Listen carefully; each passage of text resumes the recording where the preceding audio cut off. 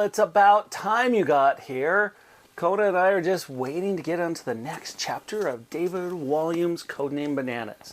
Now remember to pay close attention to the story because you do have to answer questions at the end with complete sentences. Let's get started with Chapter 20, Hide and Seek. "The police are after you?" whispered Sid. "Yes," replied Eric. "They want to evacuate me after Granny died. Send me off to live with strangers, so I did a runner." "No." "Yes, I have to hide," said the boy, scuttling across the room and opening the cupboard door. "Don't tell him I'm here," he said as he found a place between the old pots and pans and shut himself in. Clunk. Tap, tap, tap. "Oh, for goodness sake," huffed Sid, making his way across the room to the door. "I know what 3 taps on the window, on the back window means. It isn't the police. It's—" "Just you, Bessie!" exclaimed the lady. Eric spied through the crack on the cupboard door as a very jolly lady in a doctor's coat hurried into the room. She gave Sid the biggest bear hug, sweeping the poor man off his feet. Oof!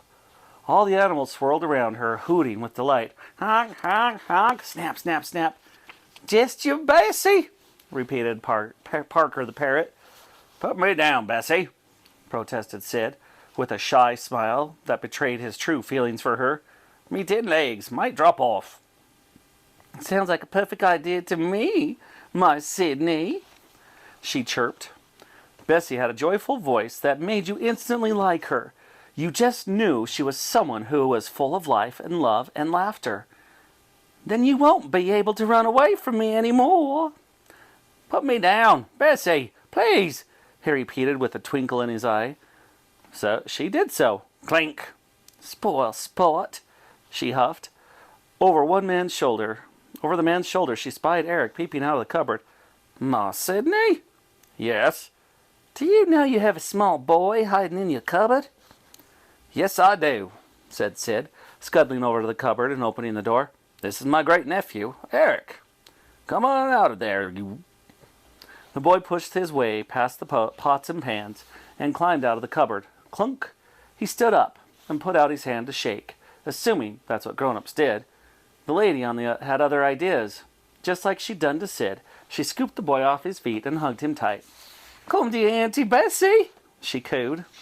Despite this lady being a perfect stranger, it felt nice to be hugged by her. She was all warm and soft and squishy, perfect made for cuddles. It was almost as nice as being hugged by his mom and dad. Almost, but not quite. "Put the boy down now, Bessie," chuckled Sid. "I don't mind at all," exclaimed Eric. Bessie twirled the boy around the room, trying her best not to trip over the animals, and set him down on the floor. "Bessie is my neighbor," began Sid.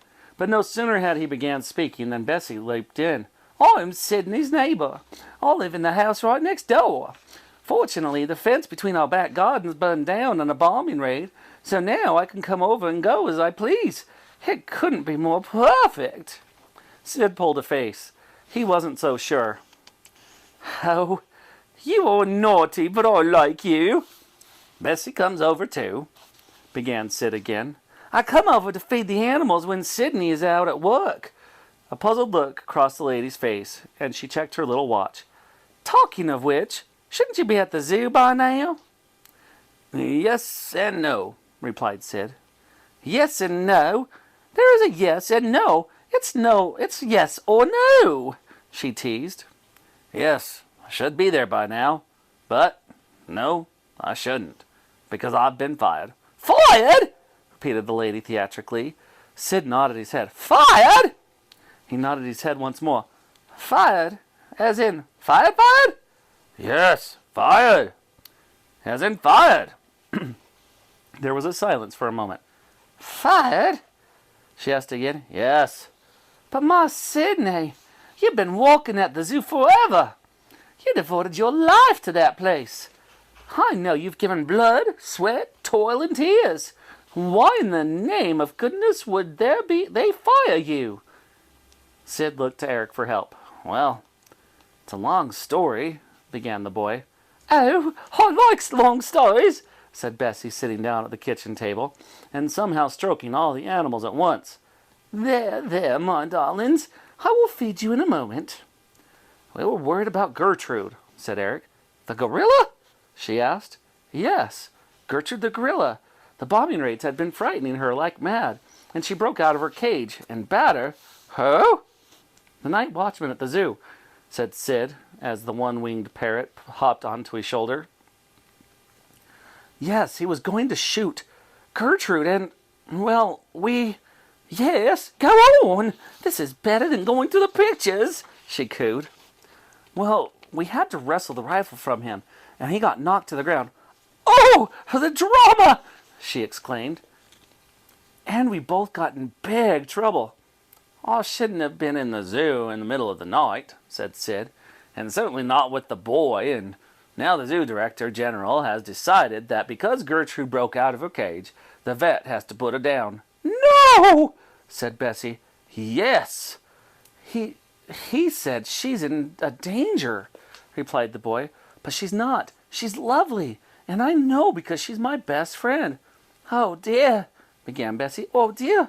Oh, dear. Oh, dear. Oh, dear. Oh, dear. Eric looked to Sid. Was Bessie ever going to stop saying, oh, dear? Oh, dearie. Dearie me. So what are you going to do now? She asked. Eric replied, well, Bessie, it's simple. We have to save her. And that will do it for Chapter 20 of Codename Bananas. Now remember, you've got to answer those questions with complete sentences. Remember, we worked on copying and pasting the question, changing the question to be our answer. Then we've got a complete sentence. Have a great rest of your day. We'll see you tomorrow for Chapter 21.